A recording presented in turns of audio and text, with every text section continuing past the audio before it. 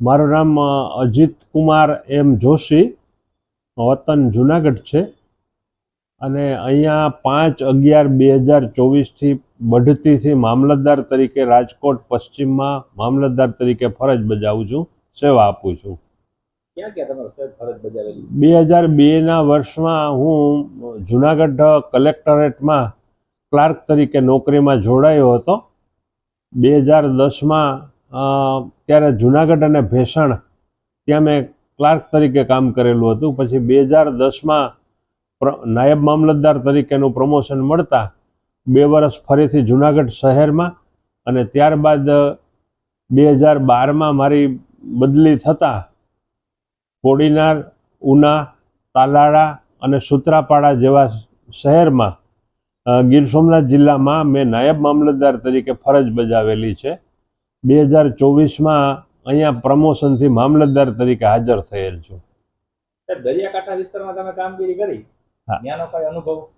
દરિયાકાંઠા વિસ્તારની અંદર 2014માં માનનીય આનંદીબેન પટેલની સરકાર વખતે સરકારે ગતિશીલ ગુજરાત નામનો પ્રોજેક્ટ આપેલો હતો.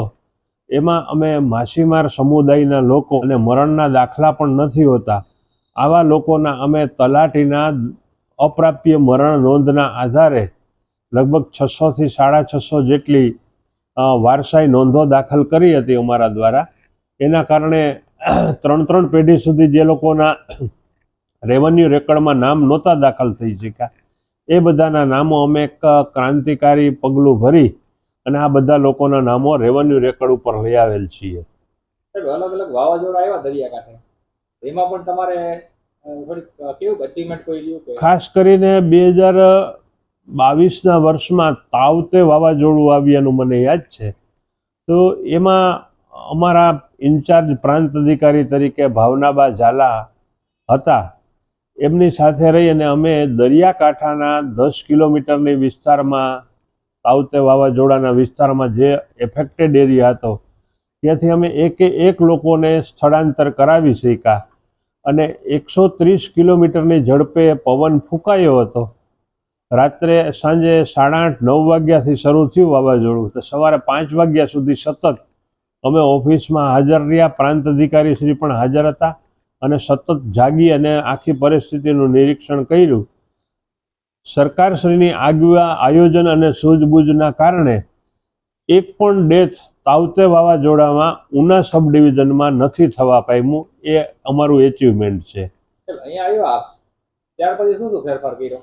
અહીંયા આવ્યા પછી અમે અહીંના અમારા સ્ટાફને લોકોને વધુમાં વધુ કઈ રીતે ઉપયોગી થઈ શકીએ એવી પ્રવૃત્તિઓ કરી. એમાં ખાસ કરીને જનસેવા કેન્દ્ર છે ત્યાં લોકોને અમે જોયું કે બેસવા માટેની અપૂરતી વ્યવસ્થા છે.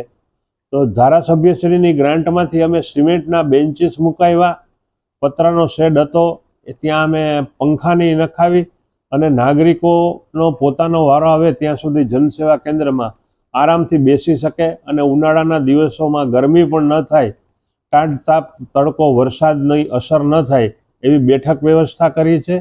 તે સિવાય નાના બાળકોને સાથે લઈને આવતી મહિલાઓ માટે બાળકો પણ સચવાય અને ઓફિસનું કામ પણ થઈ શકે, અથવા તો સરકારી કામ માટે કોઈ અરજદાર તરીકે લેડીઝ આવેલા હોય અને એમની સાથે પણ નાના બાળકો હોય તો એમને બાળકોને સાચવવાની મોટી તકલીફ થતી હોય છે. એ અમારા ધ્યાને આવ્યું એટલે અમે એક અહીંયા વાત્સલ્ય કુટીર નામનો એક રૂમ બનાવેલો છે. ત્યાં નાના 5-7 વર્ષ સુધીના બાળકો રમી શકે એ માટે રમકડા છે, થોડા એજ્યુકેશનલ પોસ્ટર પણ લગાવેલા છે જે આપ પણ જોઈ શકો છો.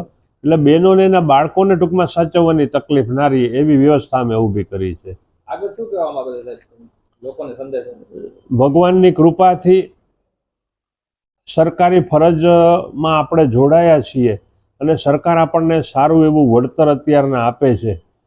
તો આપણી પાસે સેવા લેવા માટે આવતા નાગરિકોને કોઈ પણ જાતની મુશ્કેલી ન પડે અને એક જ ધક્કે એમનું કામ પૂર્ણ થઈ જાય એવા સતત પ્રયાસરત રહેવું અને કોઈ પણ નાગરિકને ફરિયાદનો અવસર ન રહે એ પ્રમાણે કામ કરવા માટે હું મારા સ્ટાફને હંમેશા પ્રોત્સાહિત કરું છું અને માર્ગદર્શન પણ આપું છું.